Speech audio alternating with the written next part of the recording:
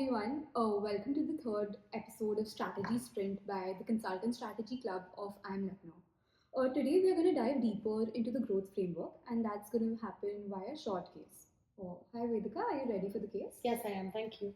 Okay, so I'll give you a problem statement, right? Your client is a mid sized Indian pharmaceutical company called Mednova Pharma. They currently manufacture generic oral anti diabetic drugs. You need to explore more growth opportunities for them. Understood.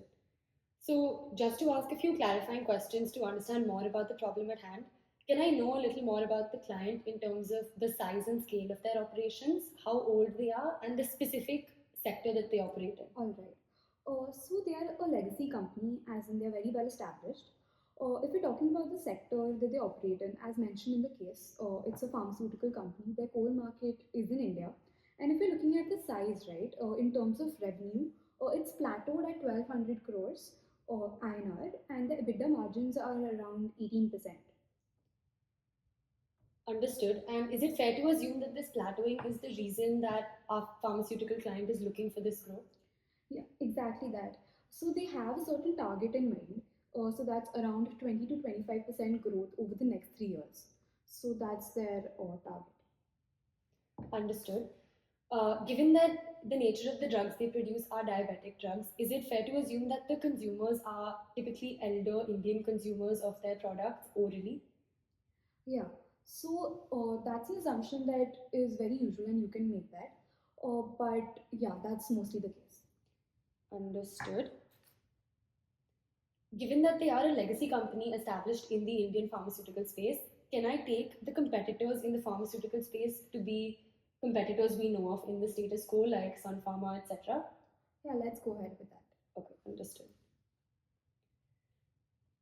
So, before delving into this case, I'd like to break our current presence down into two variables: the markets that we operate in and the market share that we are capturing in each of those markets. Sure. This, of course, applies independently to every product in our portfolio, every drug or delivery device that we're creating.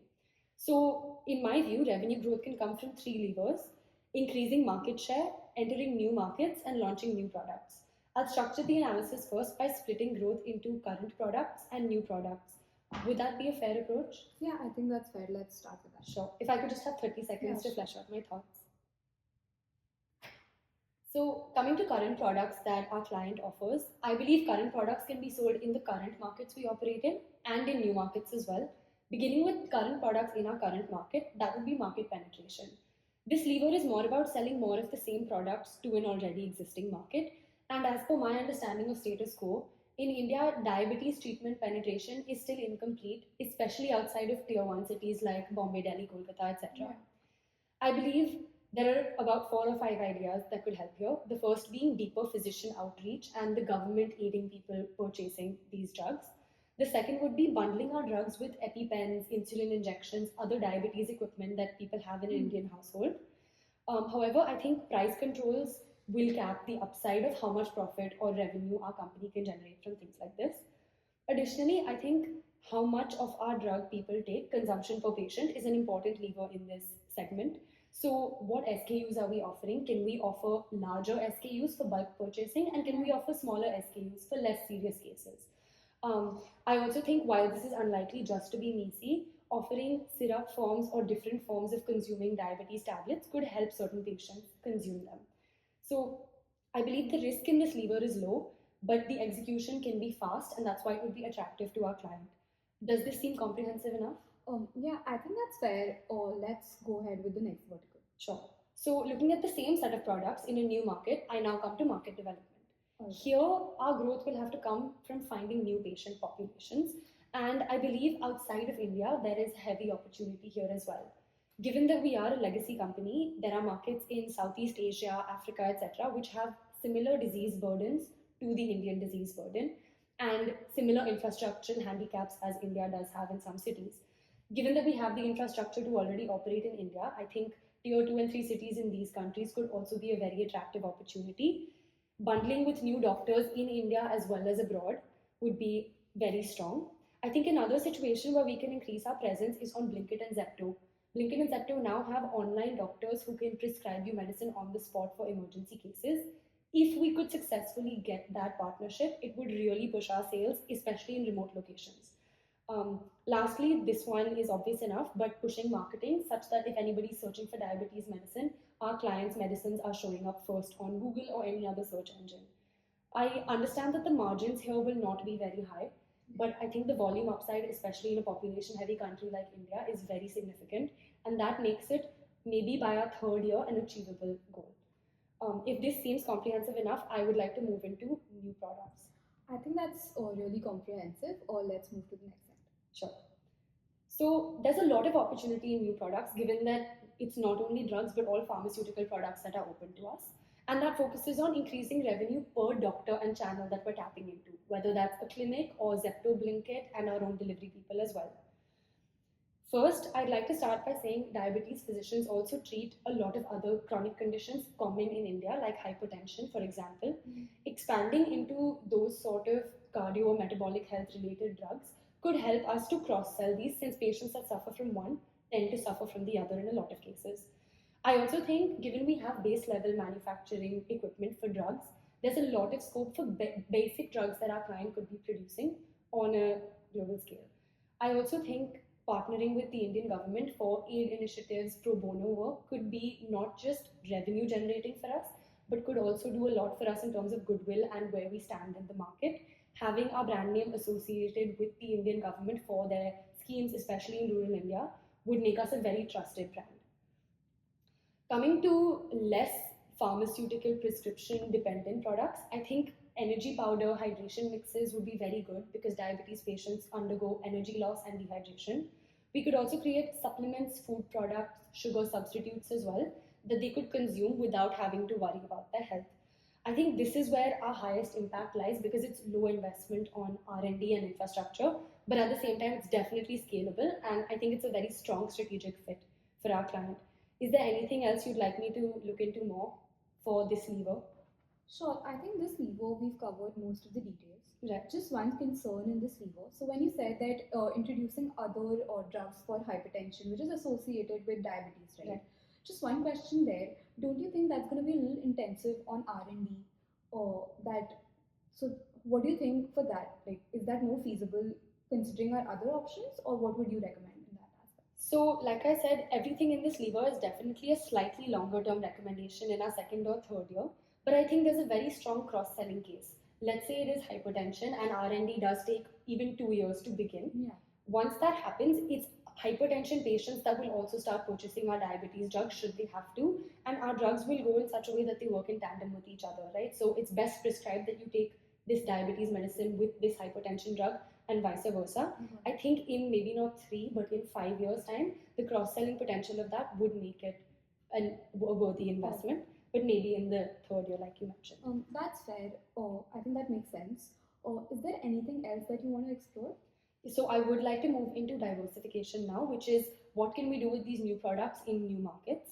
And those markets will be unfamiliar, so these will be heavy on marketing as well as R&D expenditure. This would be my last recommendation, given that our client has a 3-year horizon. This means creating things like digital health platforms and trackers, watches or rings that people can wear that pair to their phones just to help them track their data better. Health sugar substitutes, like I mentioned, could be cross-sold with these apps and platforms as well. Additionally, we could create foot care, creams, massagers, socks, orthopedic shoes, given that diabetes patients experience a lot of pain in their feet when they're trying to walk. And I think self-testing diabetes blood kits or blood sugar testing kits would be extremely useful. They are very low on R&D and not very costly for us to produce, but every household in India has one or should have one. Similarly, I think having an emergency kit ready for people that have elder care at home, especially in an Indian setup where joint families are a common setup for families to live in, having an emergency kit with EpiPens, insulin, testing kits is something I believe every Indian household could have. And so I think these are very selective bets for the longer term, but I think they would be worth looking at after the core drivers have already been taken care of. All right. I think that's a very comprehensive analysis. Thank you, Vedika. Just one question before we end. Could you just do me a favor and summarize the whole case and tell me what would be the most feasible recommendation according to you? Right. So I think it's clear to see that no single lever here can deliver the full growth target of 20 to 25% in 3 years, because the client will need a balanced portfolio. With that being said, I think having new products in our current market could drive margin and depth for us very quickly. This is just because of the quick commerce and rapid commerce environment in India. Given companies like Zepto, Blinkit, etc., we don't have to set up those channels ourselves, and that's very low cost for us. But the benefit of selling on those channels is massive. Similarly, I think putting our current products in new markets can drive scale and requires no investment on our part. So, of these four levers, I would recommend product development and market development as core levers that we need to focus on. And then beyond that, maybe we can look at transformational bets like diversification at a later stage. Would that be comprehensive to you, and does that make sense strategically? Yeah, I think that makes sense. I think we can close the case now. Got it. Thank you. Thank you. One. So I think it was a great solve. Let's just work on the feedback together, right? Sure. Okay. So firstly, looking at your communication, right? Communication is confidence and taking pauses, taking buy-ins, or maybe use firstly, secondly, lastly. I think you did that pretty well. So great job on that. Just one recommendation: try to make eye contact with the interviewer, and Right. maybe even if you're looking at your notes, just try to ensure that you make eye contact with the interviewer. Got it. So that's one. Other than that, if you're looking at the CPCC, right, let's start with the case solving. CPCC, you very holistic, you try to cover all the questions. Just one thing you could have possibly added as a brownie point is just ask them about any budgetary constraints. So I Right, did okay. mention on the time constraints. So constraints could be two types, time or budget. Right. So maybe try to explore that in the future as well. So that's it with CPCC. Now let's get to the solve. I think you tried to apply an Ansoff matrix, if I'm not wrong. Correct. So you were pretty holistic and you were pretty comprehensive in that. I think you can also, when you're solving, explore the risks alongside. That's just maybe looking at the pros as well as the cons. So having Got it. both perspectives. Other than that, I don't have any criticism or any feedback on that. First, but just I have one thing that did cross my mind was when I asked you about the summary, right?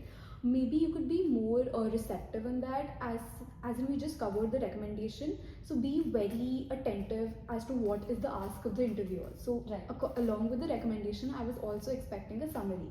Got So it. maybe we could do that also. And with recommendation, I really liked your recommendation. But maybe in the future, if we want to structure it a little better, we could look at possibly few variables like cost, time, effort, and or maybe some external risk factors, and then maybe rank these four options, right? So that's just making a matrix, imaginary matrix in the interviewer's mind.